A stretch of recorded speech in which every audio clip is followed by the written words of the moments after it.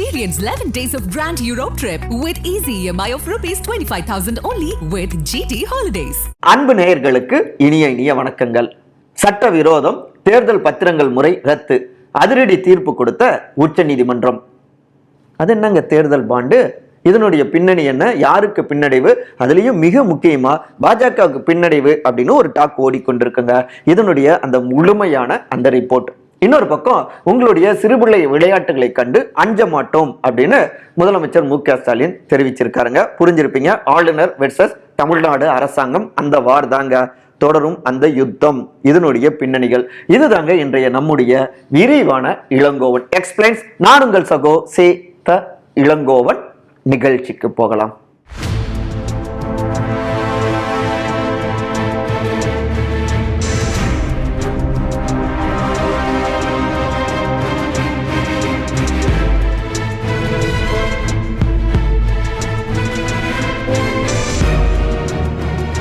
Electoral bond தேர்தல் பத்திரம் என்றால் என்ன? பாஜகவுக்கு பின்னடைவா?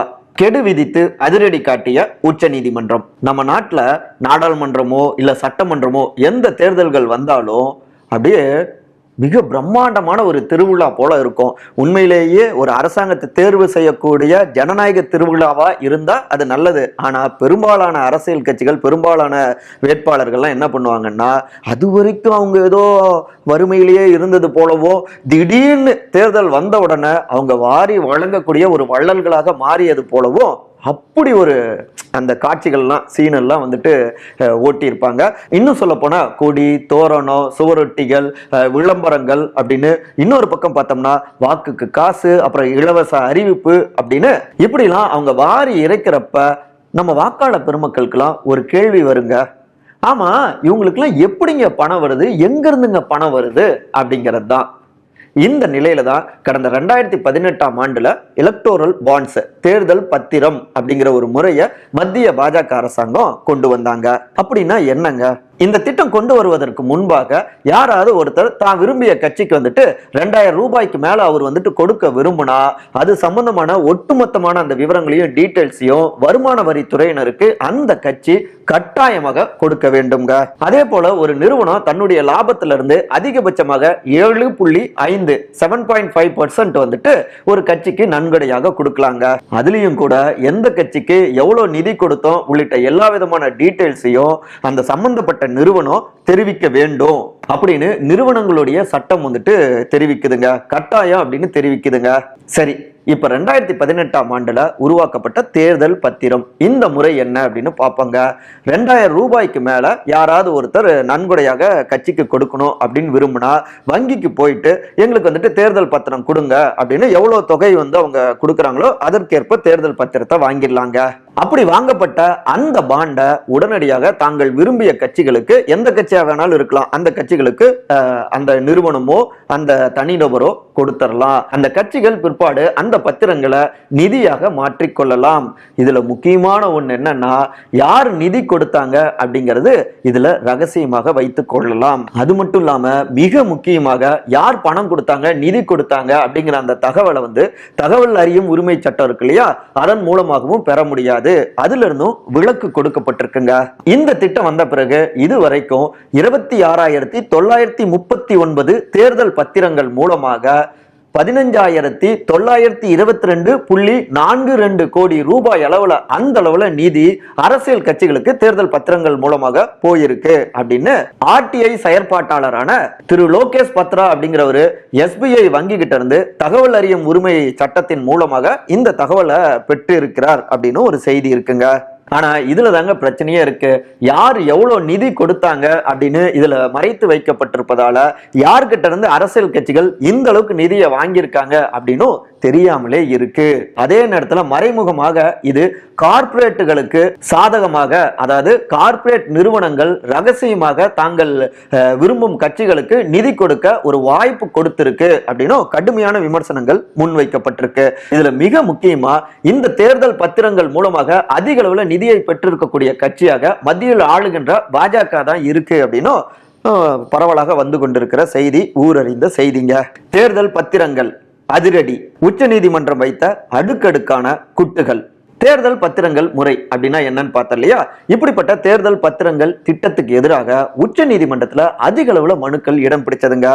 இந்த மனுக்களை விசாரணை செய்யவே உச்ச நீதிமன்றத்துடைய மதிப்புமிகு தலைமை நீதிபதியான உயர் திரு சந்திரசூட் தலைமையிலான 5 பேர் கொண்ட நீதிபதிகள் அமர்வு கடந்த அக்டோபர் 31 இதை விசாரணைக்கு எடுத்துக்கிட்டாங்க. தொடர்ச்சியா நடந்த விசாரணையில இதுல யார் நிதி கொடுக்கறாங்க அப்படிங்கிற அந்த தகவலை அறிந்து கொள்ளக்கூடிய உரிமை குடிமக்களுக்கு இல்லை அப்படின்னு சென்ட்ரல் கவர்மெண்ட் பாஜக அரசாங்கம் வாதிட்டாங்க. இப்படியான விசாரணை எல்லாம் முடிச்சிட்டு இறுதியாக நவம்பர் 2 இந்த தீர்ப்பையும் ஒத்தி வச்சது உச்ச நீதிமன்றங்க. இப்படி இருக்குதான் பிப்ரவரி 15 2024 இந்த வழக்கின் மீதான தீர்ப்பு நீதிமன்றத்துடைய அமர்வுக்கும் வந்ததுங்க. அதன் தொடர்ச்சியாக தான் தேர்தல் பத்திரங்கள் முறை அரசியல் அமைப்புக்கு முரணானது அப்படின்னு அதை ரத்து செய்து அதிரடியாக தீர்ப்பு கொடுத்தது உச்ச நீதிமன்றம். அதுல அடுக்கடுக்கான பாயிண்ட்ஸ்களையும் உச்ச நீதிமன்றம் முன்வைத்திருக்கு. நீதிமன்றம் கொடுத்த குட்டு அப்படின்னு தெரிவிக்கிறாங்க.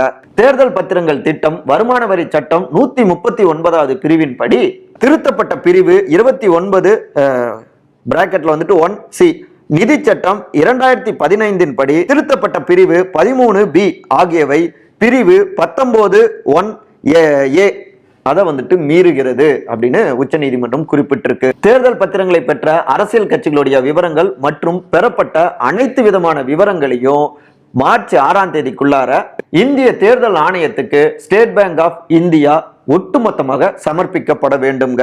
குறிப்பா பத்திரங்களுடைய கொள்முதல் விவரங்களை, தேதி, அப்புறம் வாங்குபவர்களுடைய பெயர், அதன் மதிப்போடு அதை அளிக்க வேண்டும்ங்க. இந்த தகவலை மார்ச் 13 இந்திய தேர்தல் ஆணையம் தங்களுடைய அதிகாரப்பூர்வமான இணையதளத்துல வெளியிட வேண்டும்ங்க. இது முக்கியமான ஒண்ணுங்க. யாரெல்லாம் கொடுத்தாங்க பெற்றாங்க அப்படிங்கிற அந்த டோட்டல் டீடைல்ஸ் அதுல பதிவு செய்யப்படணும் அப்படிங்கிறது. அப்புறம் தேர்தல் பத்திரங்களால கருப்பு பணம் ஒழிக்கப்படும் அப்படின்னு ஒரு வாதம் முன்வைக்கப்படுதுங்க. ஆனா தேர்தல் பத்திரங்களால் மட்டுமே கருப்பு பணத்தை ஒழிக்க முடியாது, அது உதவாது அப்படின்னு முக்கியமான ஒன்றையும் உச்ச நீதிமன்றம் சுட்டி காட்டி இருக்குங்க.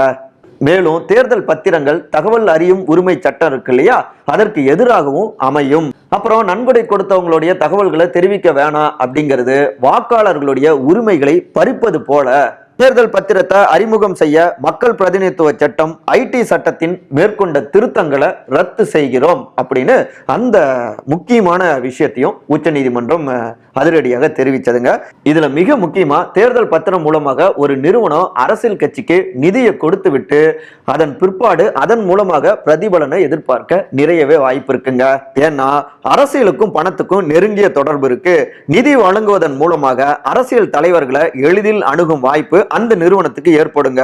இதன் மூலமாக அந்த நிறுவனங்களுக்கு சாதகமாக சட்டங்கள் இயற்றப்பட வாய்ப்புகள் அதிகம் அப்படின்னு ஒரு முக்கியமான விஷயத்தையும் உச்ச நீதிமன்றம் சுட்டி காட்டி இருக்குங்க. இதுல மிக மிக முக்கியமாக இதுவரை அரசியல் கட்சிகளால பணமாக்கப்படாத அந்த தேர்தல் பத்திரங்கள் இருக்கு இல்லைங்களா, அவை எல்லாமே திரும்ப பெறப்பட்டு கொடுத்தவர்களிடமே திருப்பி அளிக்கப்பட்டுவிடும். அப்ப அதன் மூலமாக யார் யார்கிட்ட எவ்வளவு நிதி பெறப்பட்டிருக்கு, எந்த கட்சி அதிக அளவுல நிதியை பெற்றிருக்காங்க அப்படிங்கிற விவரங்களும் வெளியில தெரிய வந்துடும். அதிக அளவுல பாஜக தான் நிதியை பெற்று இருக்கு அப்படிங்கிற ஒரு டாக் இருக்கு. சோ இந்த ரத்து, இந்த உச்ச நீதிமன்றத்துடைய தீர்ப்பு பாஜகவுக்கு தான் தேர்தல் நேரத்துல மிகப்பெரிய பின்னடைவாகவும் இருக்கு அப்படின்னு எதிர்கட்சிகளும் அரசியல் கட்சி இயக்கங்களும் வலிமையான விமர்சனங்களை முன்வைக்கிறாங்க. இதுதாங்க பெறப்பட்டிருக்கக்கூடிய செய்திகள்ல இருந்து தீர்ப்பு குறித்த சாராம்சமா இருக்கு. எழுத்து வடிவத்துல டிஜிட்டல்ல நம்முடைய செய்தியாளர் தம்பி சி அர்ஜுனன் விரிவாகவே நம்முடைய விகடன் டிஜிட்டல் இதழில் கட்டுரையா எழுதியிருக்காரு, வாசிச்சுக்கலாம். கூடுதலாக இதனுடைய இன்சைட் நியூஸ் நிறைய இப்பதான் வந்துகிட்டு இருக்கு. அதனுடைய பின்னணிகளை நம்முடைய அடுத்த காணொலியில தேவையை ஒட்டி நம்ம விரிவாக பதிவு செய்வோம். சரி, இங்க இருந்து அப்படியே நம்ம தமிழ்நாடு அரசியல் அப்படியே திரும்புவோங்க. ஆளுநர் RN ரவி வெர்சஸ் முதலமைச்சர் மு.க. ஸ்டாலின் தொடரும் யுத்தம் நெக்ஸ்ட் எபிசோடு. நடப்பாண்டுக்கான தமிழ்நாடு பட்ஜெட் கூட்டத்தொடர் கடந்த பிப்ரவரி 12 தொடங்கினது இல்லையா? அதுல தாய் தமிழ்ல வணக்கம் சொல்லிட்டு அதுக்கப்புறம் திருக்குறள்லாம் மேற்கோள் காட்டிட்டு உரையை தொடங்கிய ஆளுநர் திரு RN ரவி இதுல சில உண்மைக்கு முரணாக இருக்கு, அதனால இந்த உரையை இதுக்கு மேல நான் தொடர விரும்பல அப்படின்னு சுமார் 3 நிமிடத்துல தன்னுடைய உரையை முடிச்சுட்டு கிளம்பிட்டார் இல்லையா? அது பெரிய அளவுல விவாதங்கள் ஆனது. இது சம்பந்தமாக ஏற்கனவே விரிவாக ஒரு காணொலியும் நம்ம பதிவு செஞ்சிருந்தோம். இந்த நிலையில பிப்ரவரி 15 4வது நாள் ஆளுநர் உரைக்கு நன்றி தெரிவிக்கும் தீர்மானத்தின் மீதான விவாதம் நடைபெற்றதுங்க. இதுலதான் முதலமைச்சர் திரு மு.க. ஸ்டாலின் அன்று வடக்கு வாழ்கிறது தெற்கு தேய்கிறது அப்படின்னு கூறினோம். இன்று தெற்கு வளர்கிறது, வடக்குக்கும் வாரி வழங்குகிறது.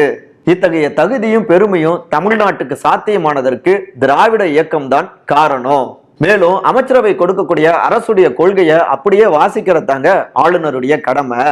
ஆனா ஆளுநர் தன்னுடைய அரசியல் நடவடிக்கையின் தொடர்ச்சியாகவே இந்த சட்டமன்றத்தை பயன்படுத்திட்டு இருக்காரோ அப்படின்னு கருதும் வகையில தான் அவர் நடந்துகிட்டாரு. இது எங்களை அல்ல, தமிழ்நாடு சட்டமன்றத்தை அவமானப்படுத்தக்கூடிய செயல், கோடிக்கணக்கான தமிழ்நாட்டு மக்களை அலட்சியப்படுத்தும் செயல், பாசிசத்தை நெஞ்சுயர்த்தி எதிர்கொள்ளும் நாங்கள் இது போன்ற சிறுபிள்ளை விளையாட்டுகளை கண்டு அஞ்ச மாட்டோம் அப்படின்னு ரொம்ப ஆழமாகவே ஆக்ரோஷமாகவே தன்னுடைய உரையை நிகழ்த்தினாரு முதலமைச்சர் திரு மு.க. ஸ்டாலின். அதாவது ஆளுநர் திரு ஆர்.என். ரவி அட்டாக் அரசியல் கொஞ்சம் தூக்கலாகவே வெளிப்பட்டதுங்க. இதனுடைய பின்னணிகள் அப்படின்னு பாக்குறப்ப தேர்தல் நெருங்கி கொண்டிருக்கு. ஆளுநருடைய செயற்பாடுகள் அப்படியே பிஜேபியுடைய டாஸ்கை இங்க செயல்படுத்துவதாக இருக்கு அப்படிங்கறத திமுகவுடைய ஐயமா இருக்கு. ஐயம்லாம் இல்ல, உறுதியாவே அவங்க சொல்லிட்டு இருக்காங்க. ஏற்கனவே பார்த்தோம்னா ஆளுநருக்கு எதிராக நீங்க தீவிரமா களமாடணும், அப்படி இல்லைன்னா எங்களையாவது செயல்பட விடுங்க, கட்டுக்கள் எதுவுமே சங்கிலிகளை போடாதீங்க அப்படின்னு திமுகவுடைய கூட்டணி கட்சிகள்லாம், இடதுசாரிகள், அப்புறம் திரு வேல்முருகன் அவருடைய பார்ட்டி உள்ளிட்ட பலருமே பதிவு செஞ்சிட்டு இருந்தாங்க. சோ இப்படிப்பட்ட ஒரு நிலையில தான் ஆளுநருடைய அரசியலுக்கு எதிராக தன்னுடைய விஷயங்களையும் முன் வச்சாரு முதலமைச்சர் மு.க. ஸ்டாலின். இங்க மட்டும் இல்ல, அகில இந்திய அளவுல பாஜக ஆளாத மாநிலங்களுக்கு தொடர்ந்து குடைச்சல்கள் கொடுப்பது ஆளுநர் மூலமாக, அதன் மூலமாக அங்க மக்கள் கிட்ட ஒரு எதிர்ப்புணர்வு வந்து விடாதா அப்படின்னு பாஜக கனவு காண்கிறது. அந்த கனவை தகர்க்கணும். பாஜக எதிர்ப்பு அரசியல், ஆளுநர் எதிர்ப்பு அரசியலை தீவிரப்படுத்தும் பொழுது அது இங்க இருக்கக்கூடிய தமிழ்நாட்டு மக்களுடைய உணர்வோடு நெருக்கமாக பயணிக்க உதவும். அது வாக்குகளாகவும் மாறும். சிறுபான்மை சமூகத்துடைய வாக்குகளும் ஒருமித்து இந்த பக்கம் திமுக கூட்டணி பக்கம் திரும்பும் அப்படின்னும் திமுகவுடைய அரசியல் கணக்குகளாகவும் இருக்குங்க. சோ அதனுடைய தொடர்ச்சியாகவும் பதிலடிகள் வேகம் எடுத்துட்டு இருக்கு. சோ இப்படியான அரசியலுக்கு எதிராக களமாடுவதன் மூலமாக கொள்கை ரீதியாகவும் உறுதியாக இருக்கும் திராவிட மாடல் அப்படிங்கிறதுல, இன்னொரு பக்கம் அது வாக்குகளாகவும் திரும்பும் அப்படிங்கிறது ஒரு கணக்கா இருக்கு அப்படிங்கிறாங்க அறிவாலயத்தில் இருக்கக்கூடிய சீனியர் தலைவர்கள் மற்றும் கூர்ந்து கவனித்துக் கொண்டிருக்கிற அரசியல் விமர்சகர்கள். நம்ம காணொலியுடைய நிறைவு பகுதிக்கு வந்தாச்சுங்க. ஒரு மனிதன் செய்யக்கூடிய செயல்களிலேயே மிக மிக முக்கியமானது, சிறந்தது என்ன அப்படின்னா தனக்குத்தானே நல்லவனாக இருந்து கொள்வதுதான். மாபெரும் உளவியல் அறிஞர், அப்படியே சைக்காலஜிலாம் பெரிய ஸ்காலரான, பர்சனலாக எனக்கு ரொம்ப பிடிச்சவர் சிக்மண்ட் ஃப்ராய்டு அவர் தெரிவிச்சிருக்காருங்க. உனக்கு நீ நல்லவனா இருக்க முயற்சி பண்ணு, அப்புறம் இந்த சமூகம் கொஞ்சம் கொஞ்சமாக நல்லா வளர்ந்துரும் அப்படின்னு இதை புரிஞ்சுக்கலாம். இன்றைய கால பெரும்பாலான அரசியல்வாதிகளுக்கும் அன்றைக்கே இப்படியான தத்துவத்தை அவர் தெரிவித்து விட்டாரோ என்னவோ. மற்றபடி இதே போன்ற அரசியல் சார்ந்த காணொலிகளை காண விகடன் டிவியை சப்ஸ்கிரைப் பண்ணுங்க. மறக்காம உங்களுடைய சிறந்த கருத்துக்களை கருத்துரை பகுதியில் பதிவு செய்யுங்க. அனைவரும் அன்பால் ஒருங்கிணைந்திருப்போம். நன்றி, வணக்கம். Experience 11 days of Grand Europe trip with easy EMI of rupees 25,000 only with GT Holidays, South India's #1 travel brand. உலகம் ரொம்ப வேகமாக போய்கிட்டு இருக்கு. நம்ம அப்டேட் ஆகலைன்னா, நம்மளை சுற்றி என்ன நடக்குதுன்னு நம்ம தெரிஞ்சுக்கலன்னா காணாமல் போயிடுவோம். அரசியல், சினிமா, முதலீடு, ஆன்மீகம், விவசாயம் உள்ளிட்ட அனைத்தையும் விரல் நுனியில தெரிஞ்சுக்க விகடன் ஆப் டவுன்லோட் பண்ணுங்க. விகடன் டிஜிட்டல் இதழில் சப்ஸ்கிரைப் பண்ணுங்க. லிங்க் டிஸ்கிரிப்ஷன்ல இருக்கு. நன்றி.